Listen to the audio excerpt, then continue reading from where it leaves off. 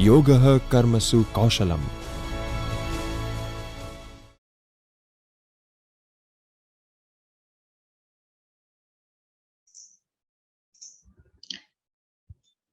Greetings to all the participants of this online refresher course, which is organized by HRDC of Gujarat University and sponsored by UGC. So, a first of this kind refresher course was delivered in 2018-19, and as many as 2,500 participants benefited from it. So I'm very thankful to Dr. Jagdish Joshi to give this opportunity to me to deliver one session.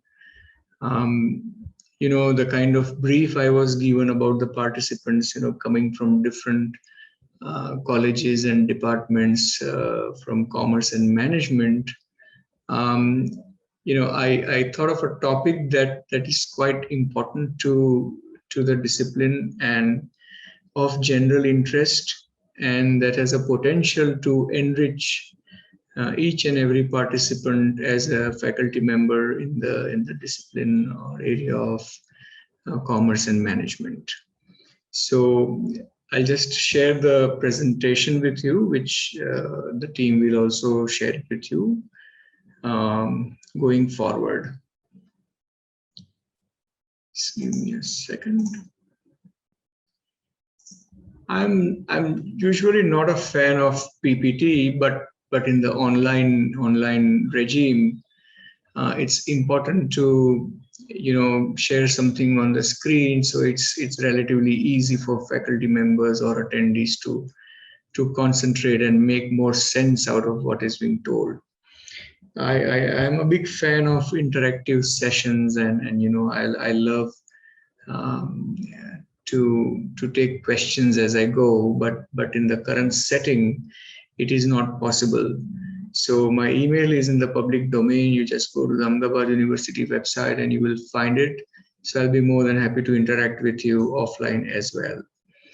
So the chosen title today is Evolution of Stock Markets and Equity as an Asset Class in India.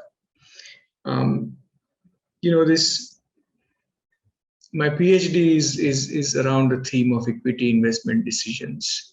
I have inherited a decent equity portfolio, and right from my childhood days, I had a deep interest in equities, because somewhere I felt that a lot of wealth can be created through equity investment, and it's very exciting. It keeps you on your toes, and there is a pressure to remain recent and current and relevant. So the broad objectives of this session are to generate tremendous interest in the minds and in the minds of all the attendees.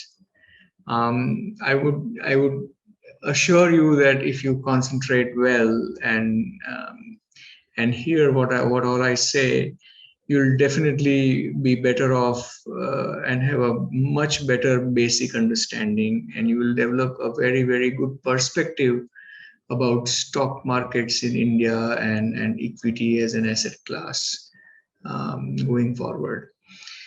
I will also try and generate at least that much interest that this session also is followed up by a lot of reading, which in turn may create depth and help you remain relevant and more recent in what you say. And see, more recency and currency and relevance always makes you a better teacher. And I'm sure the purpose of teaching and learning will be serviced better. So with all these broad objectives, let me go to the next slide. So what does stock market mean? It is nothing but a marketplace where you can buy and sell stocks. Stocks essentially are nothing but equity shares. Yeah, you can also have preference shares, but majority of times when we say stock, we mean equity shares. Why do we need stock markets is a very basic question that anybody would have, whether it's a 10-year-old kid or a 50-year-old grown-up individual. See, human beings' energy is limited.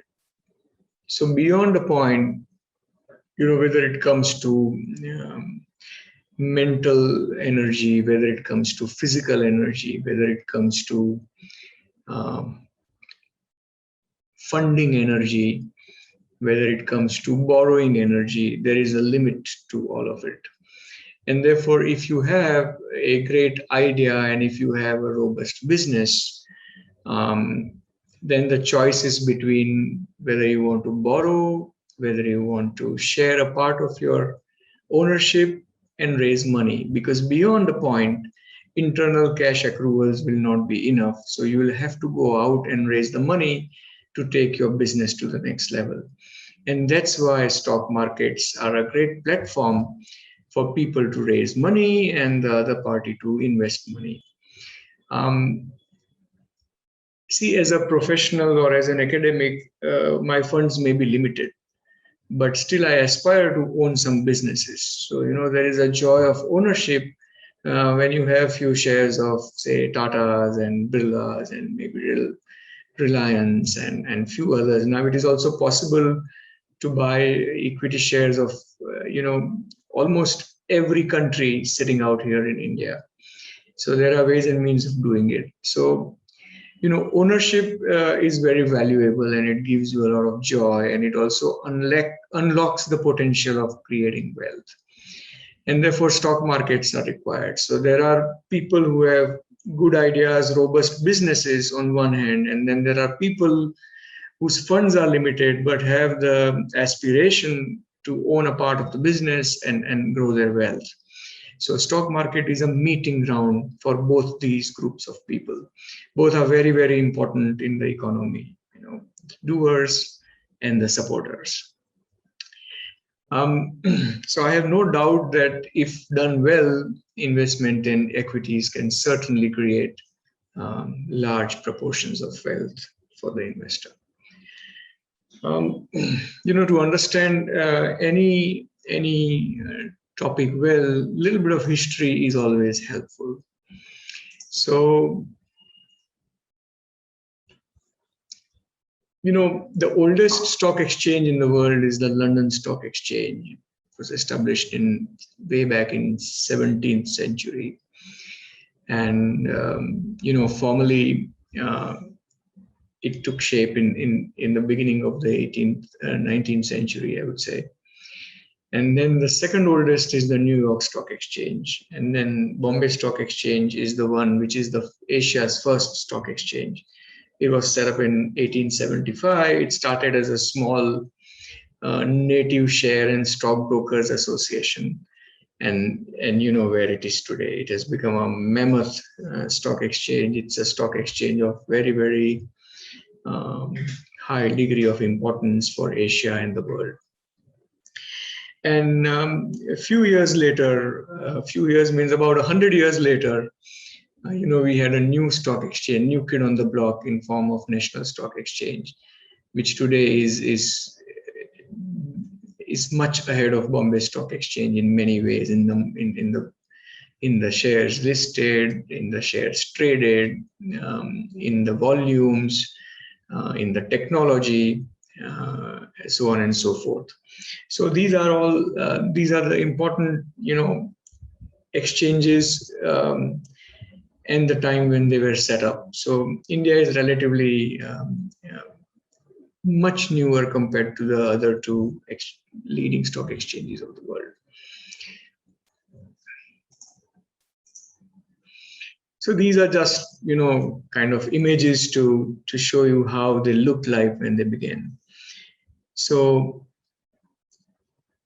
this is the London Stock Exchange, and the Victorian infrastructure was always very, very aspirational and iconic. And then it had inspired many other parts of the world. So then came up the New York Stock Exchange, and this is our Bombay Stock Exchange. So initially when it started, few brokers gathered under the banyan trees and started trading, and eventually the formal stock exchange came up. Back in the old days, there was no technology. Technology was virtually absent.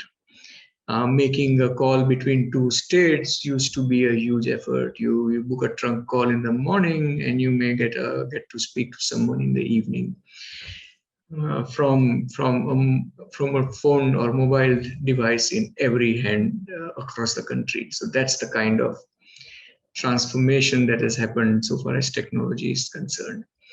So it was very difficult for everyone to go, buy and sell shares from Bombay Stock Exchange. And therefore this idea of regional stock exchanges came up, and India had at one point in time 21 regional stock exchanges. Ahmedabad, naturally, due to the proximity of Bombay and a deep interest of the people from Gujarat or Gujaratis in the stock market, the first and the oldest regional stock exchange opened in Ahmedabad. And we all know where it was. It started in Manek Chowk, and then it came near in the newer Ahmedabad around Panjrapur or Nehru Nagar, as we call it. And then eventually it vanished. So then the next regional leading stock exchange, there is a massive equity held by people from Gujarat, and then there's another lot in Kolkata. So naturally, where there's a more concentration of people who are interested in stocks, there is a case for a regional exchange. So the second regional exchange came up in Kolkata, which is now known as Kolkata. And eventually there were several others. But what happened over a passage of time, the telecommunication, the computing capabilities, the broadband connectivity, all those things increased by every passing year. And, trading in local or regional stock exchanges became very difficult because there was lack of liquidity. So if somebody wants to sell, say, 20,000 shares of a particular company on Ahmedabad Stock Exchange, it would be very difficult because the demand and supply mismatch would be there. So naturally, people would like to do trading on the Bombay Stock Exchange because the technology had enabled that. And, as the stock markets kept evolving over a period of time, screen-based trading was introduced. From the ring trading system where brokers used to speak and do signs and symbols to buy and sell shares, we moved to screen-based trading. So the brokers and the jobbers, they shifted from the ring to the screens. And then there was a systematic way in which people used to place an order, and then somebody would like to buy or sell, and everything became digital. And that changed the markets forever. And that also led to the death of regional stock markets or stock exchanges. So the first thing was the Bolt system, which is the BSE online trading system. And then the second to come was the National Stock Exchanges, National Exchange for Automated Trading, which is NEAT. And these two things really made dealing on stock exchange very, very efficient. The cost came down. The time period shrunk from weeks to days, and there was a tremendous transparency. I remember I filled up my first IPO when I was in grade 8. I did it in the name of my mother. And in those days you had a pen and paper form, so you would actually go to the bank, queue up with a written form, ensure that there is no mistake, there is no overwriting. Deposit a check, they would give you a slip, and then you wait for a couple of months, and then the allotment would come in the newspaper. So you would wait for that day, you read the newspaper and you get to know whether you got allotted any shares or not. It doesn't stop there. So there was no TV. I'm talking about 1982. So how would you know the price of the shares? So obviously they came in the newspaper on the next day, but if you are too curious, you can actually tune into All India Radio, and they would announce prices at 6:30 in the evening. So my daily job in those days was to sit with a pen and paper. I made a nice table and wrote daily prices of the stocks that we held. So that's when my training started. So from there to prices, real-time prices on your mobile. So that's the evolution of our stock markets.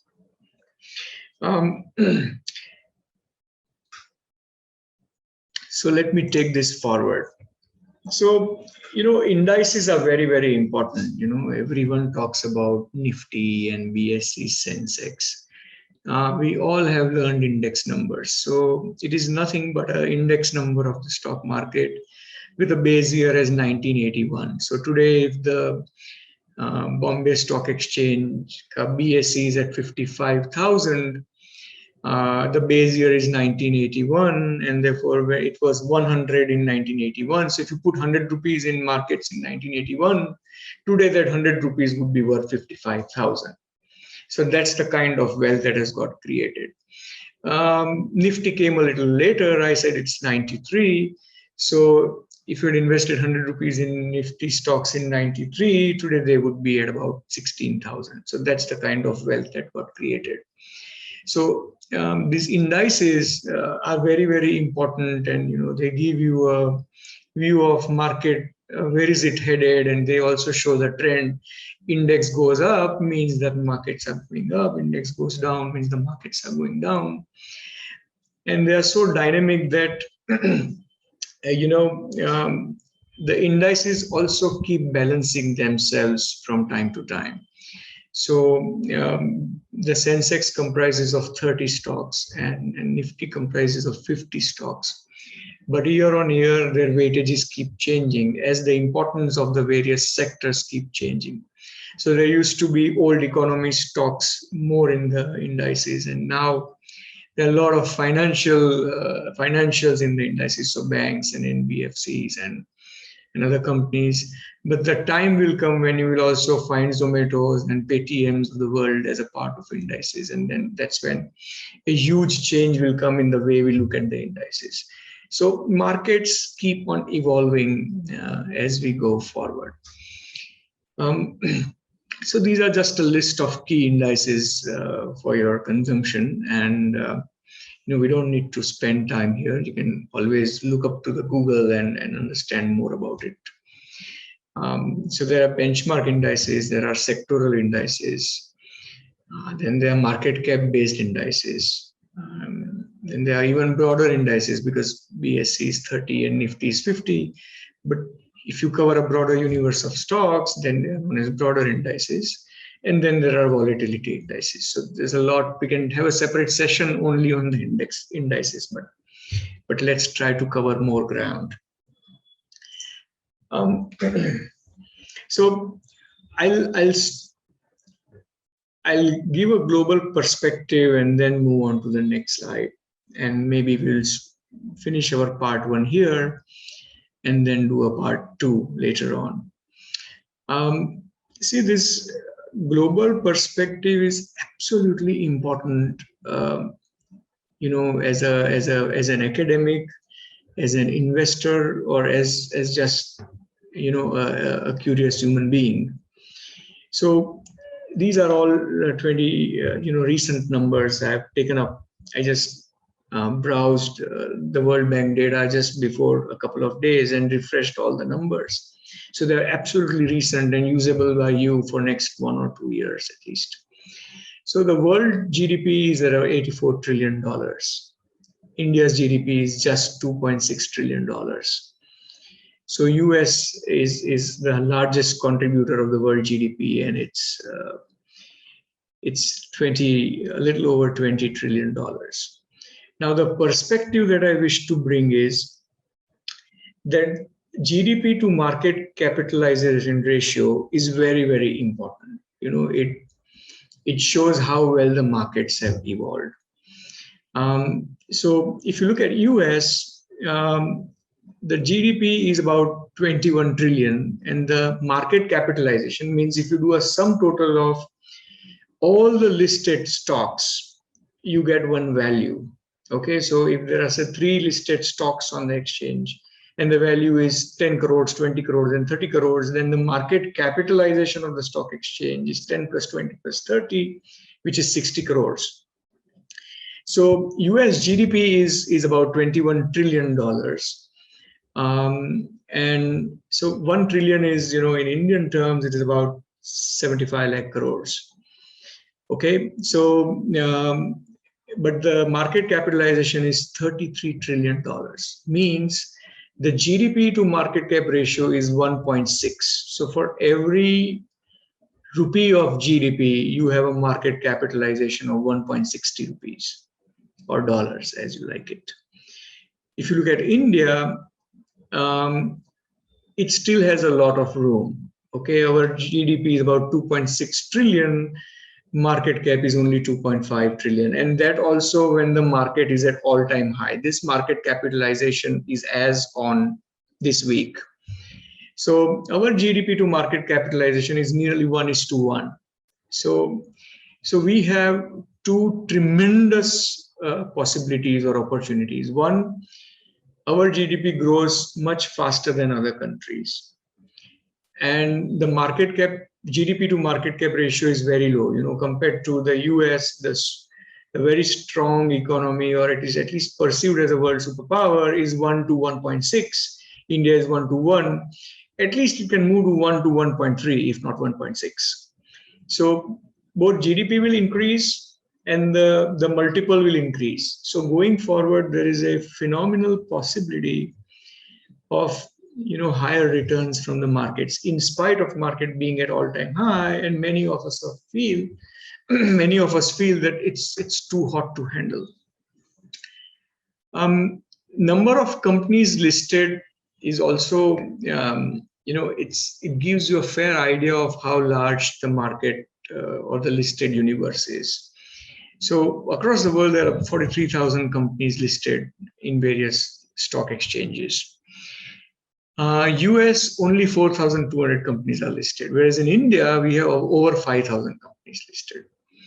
So while the number of companies listed means something, but it doesn't mean everything. Because if you just go by the number of companies, India's stock markets may have been the largest, but that's not the case. The companies in US or in developed world are very, very large. They are much larger than our largest companies.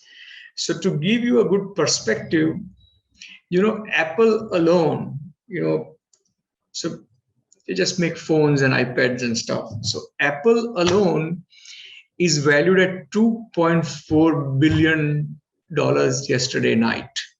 Okay, yesterday's closing pegs Apple's valuation at 2.4 billion, whereas 2.4 trillion, whereas India's GDP is 2.6 trillion, or India's market cap is 2.6 trillion. So one company is equal to the entire market capitalization of India. So you add Tata plus Birla plus Adani plus Reliance plus HDFC plus SBI, everything taken together is equal to just one company in the US. Okay, it doesn't stop there. If I cover 5 giants of US, which is Apple, we use it, Microsoft, we are aware of it, Amazon is becoming very popular, Alphabet, without Google you can't. Alphabet is the parent of Google. Without Google you can't even think of education today. And Facebook, without which I don't think we can imagine the world. So these 5 giants are listed in US, and you know what? If you do a sum total of their value, it is 3 times. It's little more than 3 times of India's GDP or India's market capitalization. So just these 5 companies 3 times bigger. So this perspective is very important. Okay, so my objective of giving this perspective to you is, it's very, very important to understand the scale, um, to make relevant comparisons, and to derive inferences out of these numbers as an academic. The better we get at it, I think we will be able to drive better learning, we'll be able to teach well, we'll be able to do better research, we'll be able to have sharp outcomes. So this is just one perspective. You can actually have a completely, a standalone session just on perspectives on stock markets, which is just numbers and comparisons. So it's that interesting. So my idea of putting this slide is to kind of plant a seed of, developing a perspective around anything. In this case, it is just the stock market. So I'll stop here in my first video, and then I'll record another video of about equal size 30-40 minutes to cover the second half of the planned content. So thank you very much, and I'll see you again in part 2 of the video. Okay, welcome back. Just for the benefit of all, my name is Parag Patel, and I'm a faculty of Finance and Accounting at Ahmedabad University's Amrut Modi School of Management, popularly known as AMSOM. In my current role as the Associate Dean, I'm responsible for all the undergraduate programs, which comprise of BBA, BCom, BCom Professional, Integrated MBA. My email is available in the public domain, so in case if you're interested in discussing more, you can always write to me, and I usually respond in less than 2 days. I'll just share the screen and start from where we left.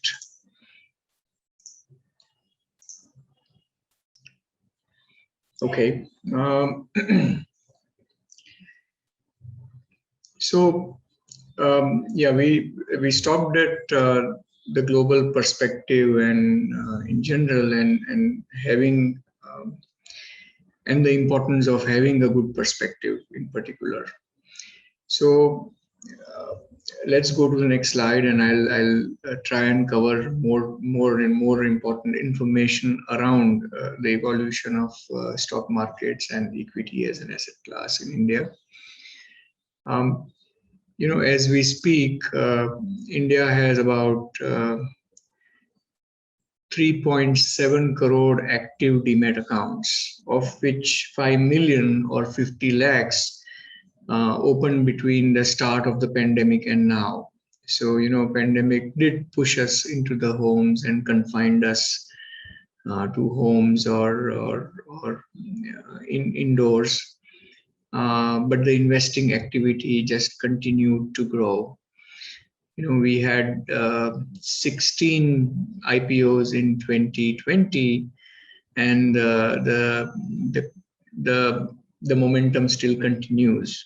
We had 2 very big IPOs in the name of SBI cards and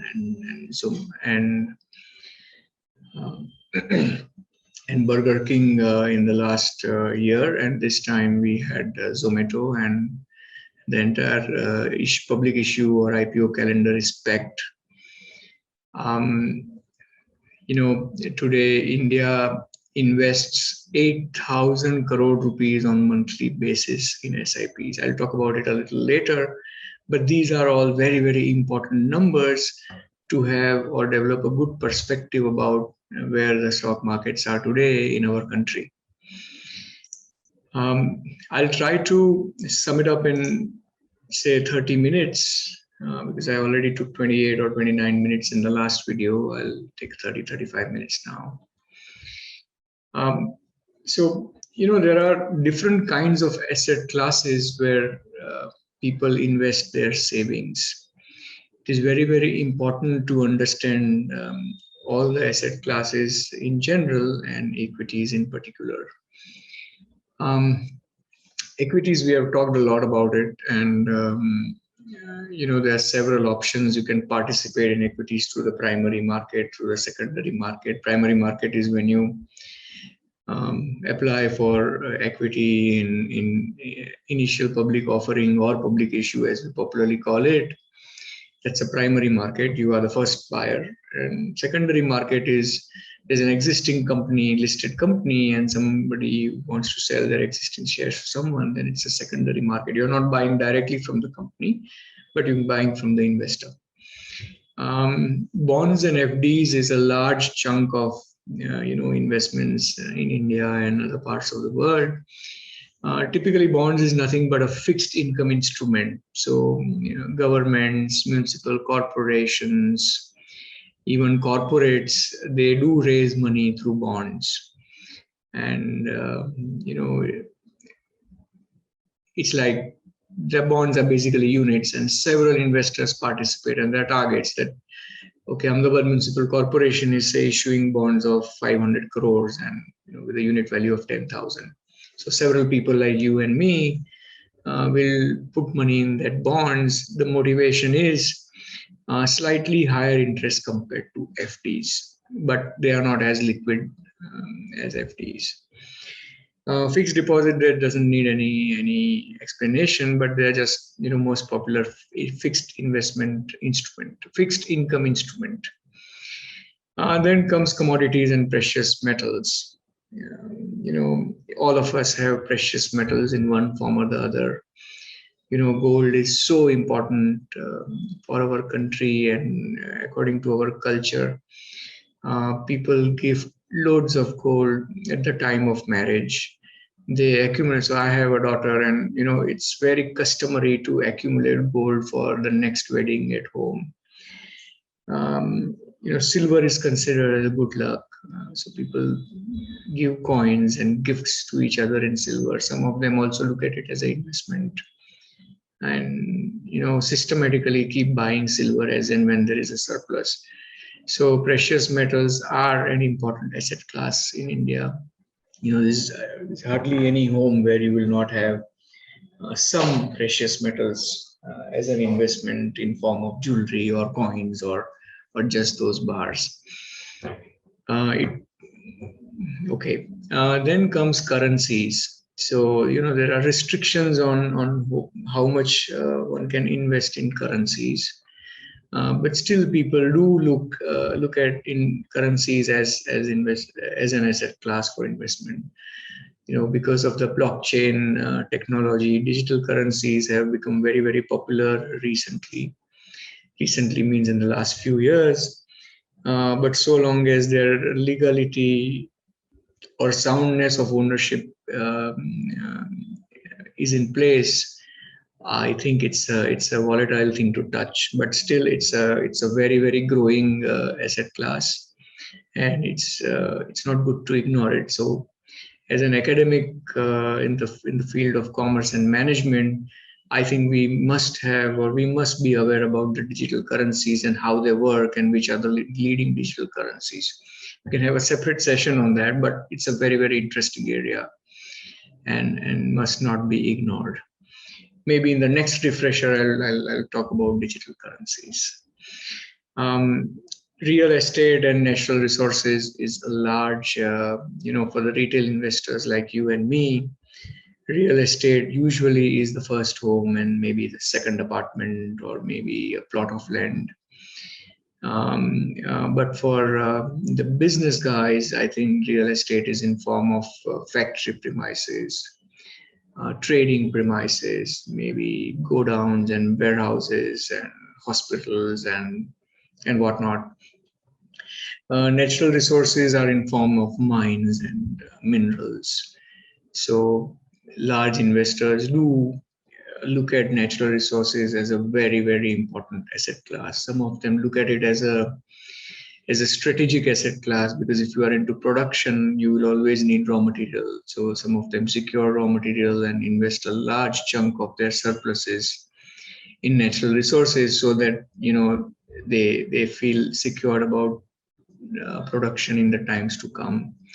And because it's a natural resource, it is not in abundance, and therefore its value also goes up from time to time. So these are the broad asset classes, and as they say, you should not put all eggs in the same basket, and therefore these asset classes can be treated as different baskets, and you can kind of put your savings or eggs in form of savings in these different baskets. A lot of it depends on what age and stage you are in life, but these are the asset classes that we should all be aware of as an academic in the field of commerce and management.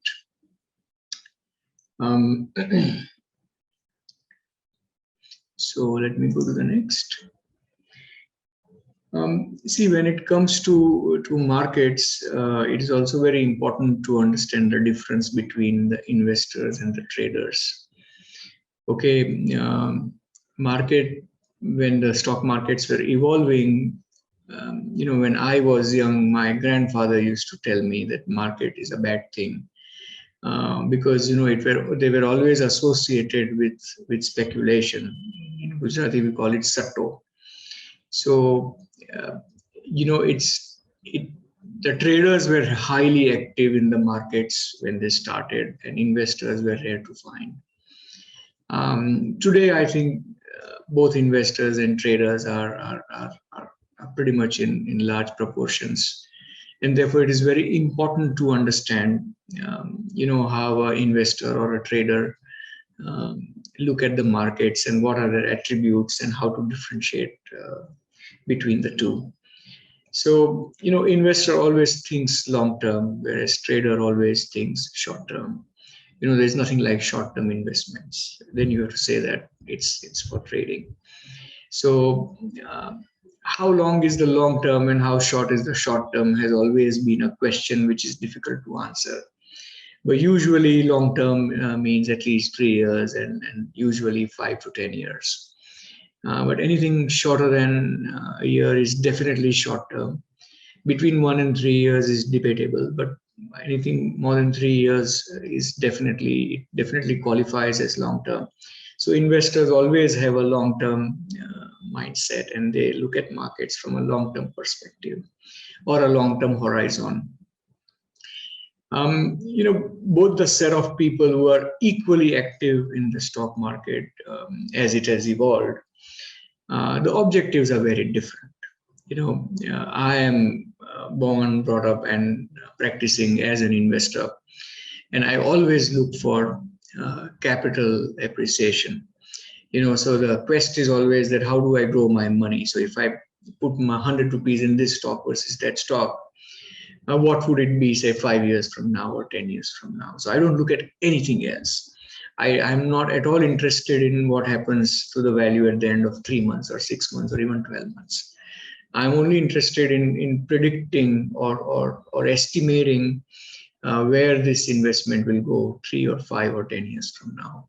So investors always are in the markets for capital appreciation, whereas traders, for them, daily, weekly, monthly profits are absolutely important. They don't worry about where a stock is going to go in 3 or 5 or 10 years. It is what do I make today or tomorrow or in this week or in this month. So the objectives are very, very different, and objectives define whether a person is an investor or a trader. There's a lot of literature and a lot of work is being done on fundamental analysis and technical analysis. There's a great deal of research available in both the areas, and as we speak, several hundred people are faculty members and practitioners are constantly researching around the fundamental and the technical analysis side. So investors usually have a fundamental view of things, and traders look at the technical view of things. So in common parlance, what does this mean? So investors usually look at business channels. They look at commentaries from various fund houses. It is very, very common for investors to see annual reports, discuss annual reports. I'm from finance and accounting, so annual reports is my very, very dear food. I consume annual reports for my intellectual engagement. I read every word of it. I read every comment. I question every comment. I discuss, deliberate comments with like-minded people, and then try to gauge, what would be the impact on the company and its future, and therefore the prices and the wealth creation. So we constantly look at, news flow, and we analyze the balance sheets and other financial statements. We look at the report in detail. And that's the fundamental side of it. How does the economy look? How does the sector look? How does the company look? How does the numbers look? What is the quality of the management? All these things they qualify as fundamental. Whereas traders, they have nothing to do with, who is the management and what is the product and what is the sector doing. They depend more on the charts. In fact, in a lighter tone, they say that if you are a trader, you should just remember the script code and not the company name. It boils down to that. So you look at the chart and decide whether to buy, sell, not sell, how much to cover, not cover, reverse, square off, etc., etc. So they were very, very different mindsets, and there's a stark difference between the two. The stance of an investor and a trader are also very, very different. So investor usually behaves on the faith, whereas traders behave on the fear. So, everything is based on faith that, okay, today I invest, just like we invest time and efforts in developing our students, ourselves, our institutions. It's a leap of faith, right? That today, if I do these efforts, tomorrow, this person will improve, or I will be more valuable, or my institution will go to newer heights. So that's an investment mindset. It is based on faith.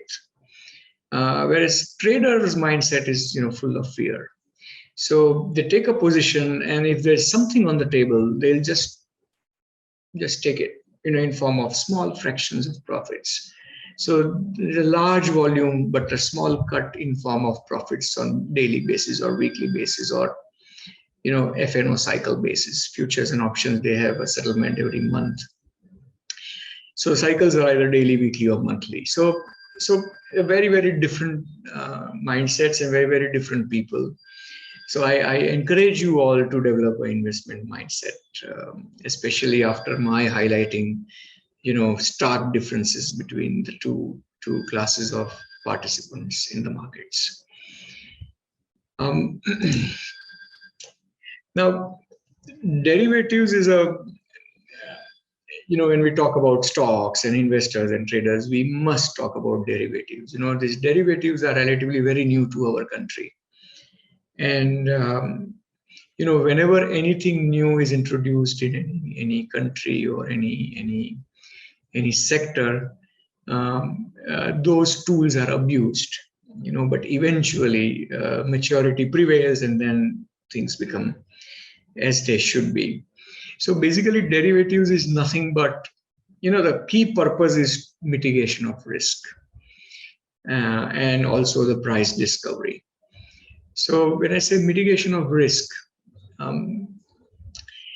so I wish to explain you the good use of derivatives and the speculative use of derivatives. So there's only one defining factor.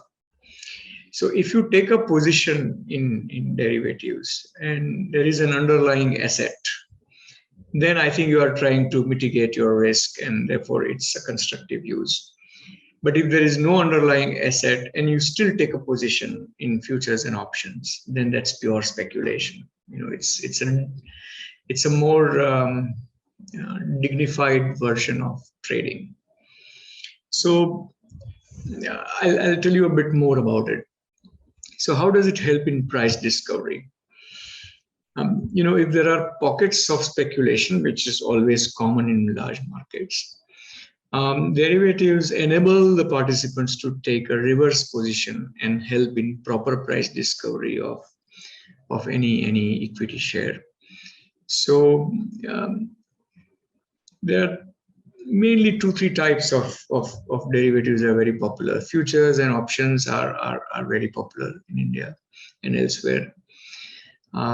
Swaps, and you can have interest swaps and currency swaps. So they are very technical terms and we need more time. So in this session, I'll not go into these, but this I'm mentioning these also to generate interest. I don't think I should spend another 10 minutes in explaining these. But if this interests you, there's enough material in the public domain to read and understand. So I'll just give you an example of what is hedging your risk. So if you have, say, if you are an exporter, just like say Infosys or Wipro or TCS, they export software services. So just imagine that somebody gets an export order of $1 lakh. Now today the dollar is at 75.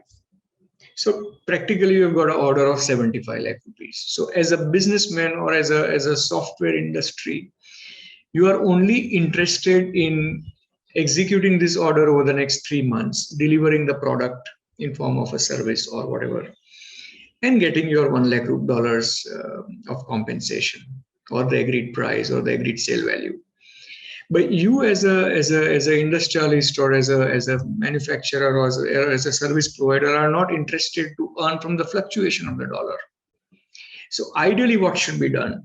So today on say 13th August, you seal a deal of $1 lakh of software service. So logically, you will receive this payment of $1 lakh after 3 months. Today dollar is 75. It could be anywhere in 3 months. So you will have to hedge your position. So if dollars are going to be received today, you have to sell them. Okay, because you know that $1 lakh are coming.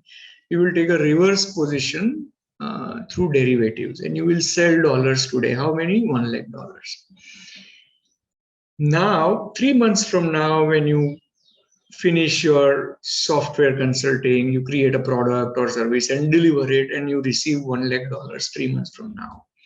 At that point in time, it may be possible that dollar is at 77.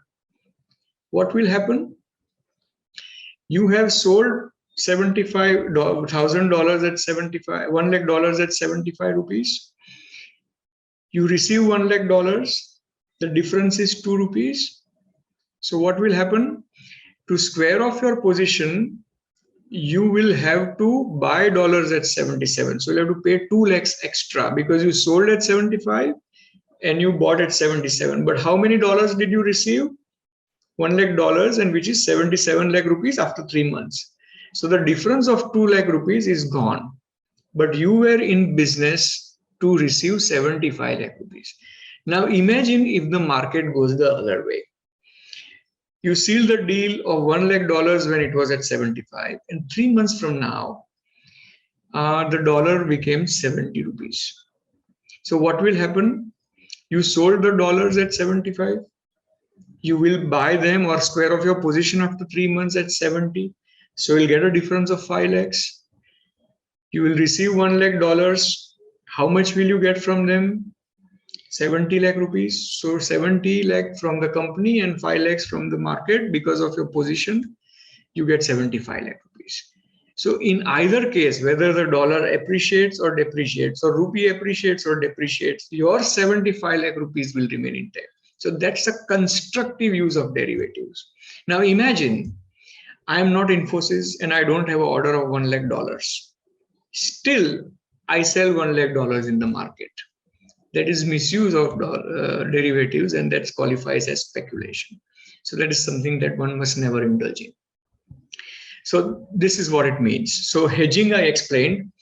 Now comes the arbitrage. So arbitrage means sometimes there are market inefficiencies, and that's the group of people would take advantage of those inefficiencies. For example, a particular share is quoted at say 100 rupees on Bombay Stock Exchange, but is quoted at 98 rupees on national stock exchange. It happens sometimes. These minor differences are there. So this difference becomes an arbitrage opportunity. So you buy at 98 from NSE and sell at 100 on BSE. So the difference is known as arbitrage. So there are business models around arbitrage. It's a very now you have this algorithmic trading, and very software driven, technology driven trades happening in the market. It's not the human beings, but the computers behind the trade. And arbitrage is a big business, but it's low risk, but it's now very high on skills. So derivatives enable people to hedge their positions. They enable people to kind of monetize arbitrage opportunities. And obviously, speculation is common wherever these possibilities are there. But this slide would give you a good perspective on use, misuse, and abuse of derivatives. So I'll go to the next. There was a huge rise of mutual funds in India. It started in 1963, and all of us who are more than 40 years old would remember that Unit 64 was a blockbuster scheme of Unit Trust of India. Almost every home would have invested in US 64. So mutual funds started then, but it gained momentum only in 1987 when SBI Mutual Fund became active and started offering mutual funds. So mutual fund is nothing but you pool the money together and then give it to an expert to invest, because you don't know how to do it. So you outsource it to an expert who is called as a fund manager. Okay, so mutual fund industry has really thrived in India, and I'll talk about it a little more in my next slide. So this slide will help you understand what kinds of mutual funds are there, and when they started, and when they became popular, and when they actually started thriving. So today mutual fund is a household term, and even kids are aware of it. And most of us on this call would have invested in mutual funds in one way or the other. So who runs mutual funds? These are known as asset management companies. Today there are giant asset management companies. I have listed a few of them. And just to let you know, today there are ways and means of investing in mutual funds. These are very innovative products. SIP is a household term, which is systematic investment plan, wherein people like you and me who are salaried, they know that every first week of the month I'm going to receive this much salary. So I want to invest it systematically and reduce my exposure to timing risk.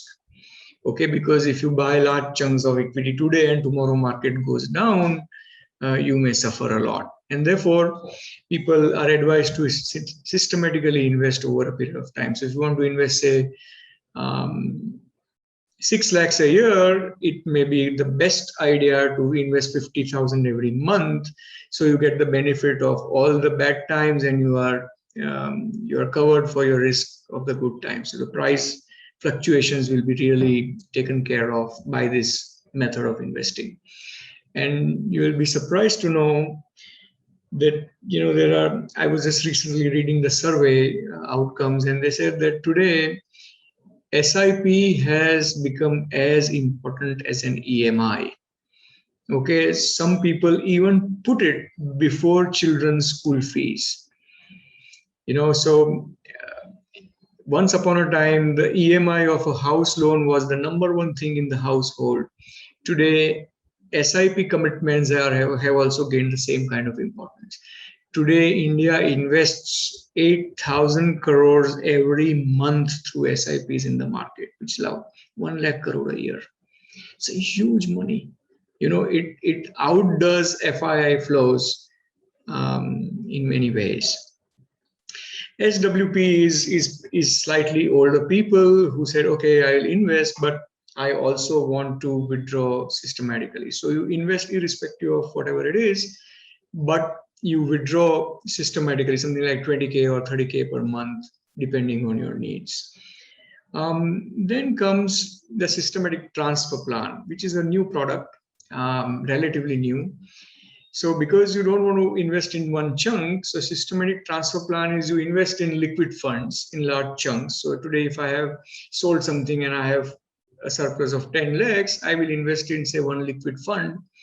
And then I will say systematically transfer 10,000 per month to the equity mutual fund.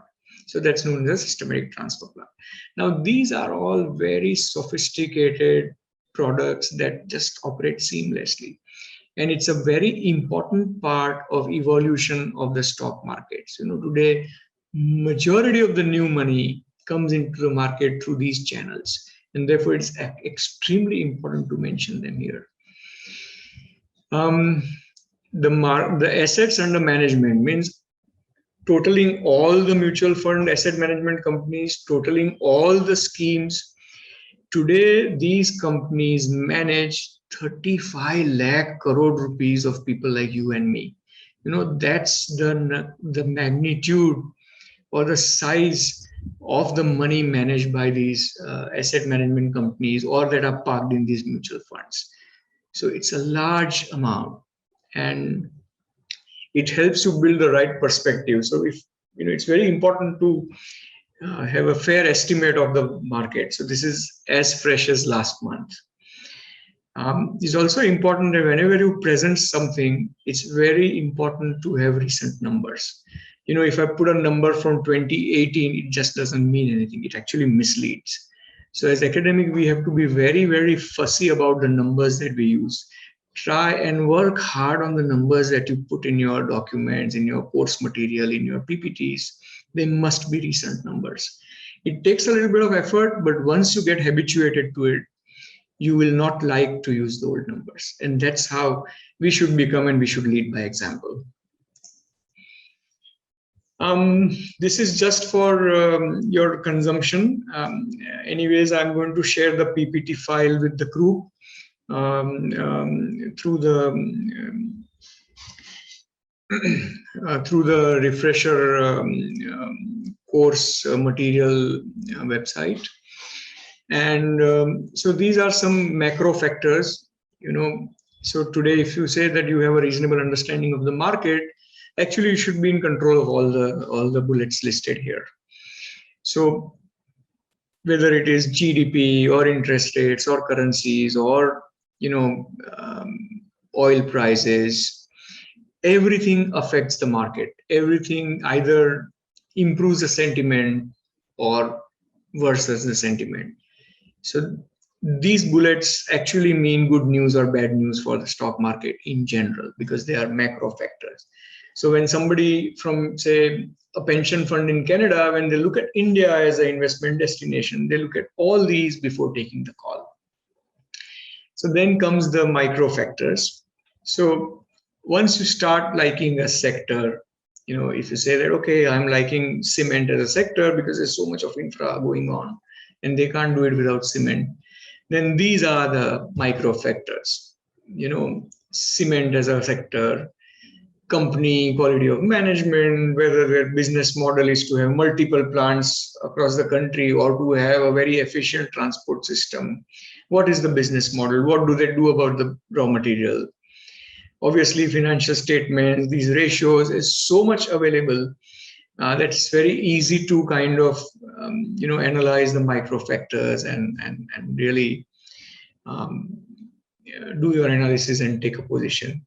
And as an academic, these are fascinating things, and there are so many avenues of research, publishable research, so far as markets evolution is concerned, and so far as equity as an asset class is concerned.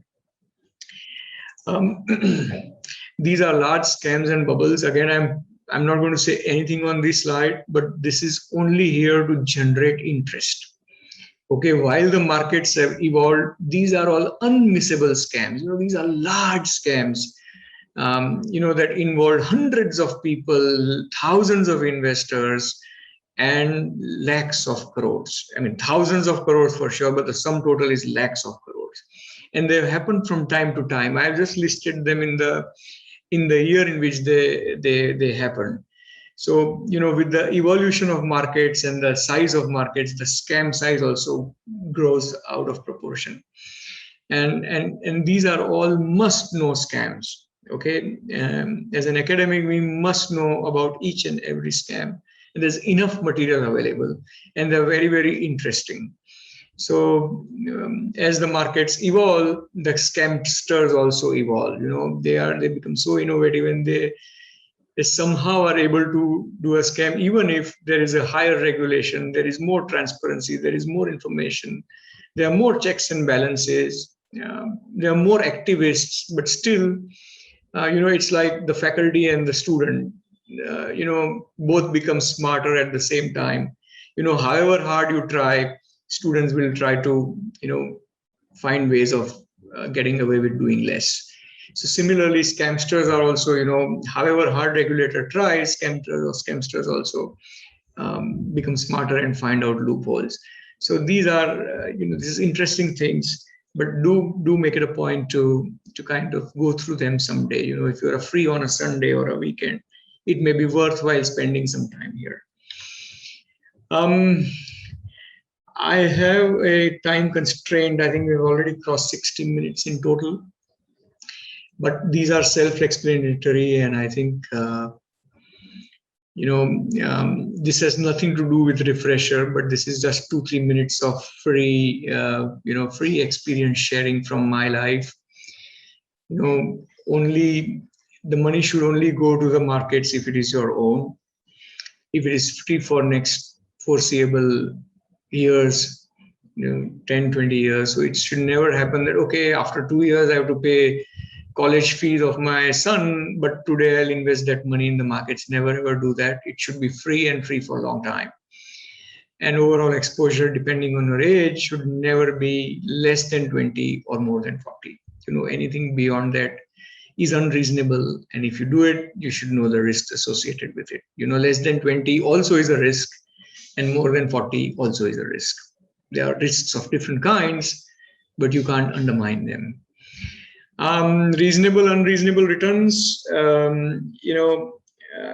If you are young, you should target twice the bank rate. And if you are above 50, you should target 1.5 times the bank rate. I mean, that's reasonable return. Good times will give you more, bad times will give you less.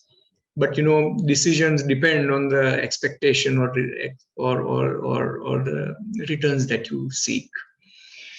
Remaining aware is absolutely essential. You can't just close your eyes and invest your money. So it's very, very important to remain aware. And these are maybe a few strategies of doing so. Here is a list of books. I have read all of them, and some of them many times over.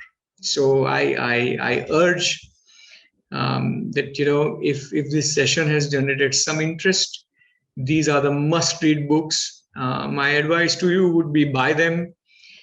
Chances of your reading them are much higher. Don't borrow them. Invest money in books, because by doing so, you push the chances of your reading it, passing it on to others, go much higher. And as an academic, I think that's the most important characteristic that we all must develop. So on that note, I wish you all the best. I wish that this refresher course in online mode does refresh you, does rejuvenate your academic spirits, does inspire you to read more, learn more, and do more for your research and for your teaching. And hope that we meet someday face to face for some other session.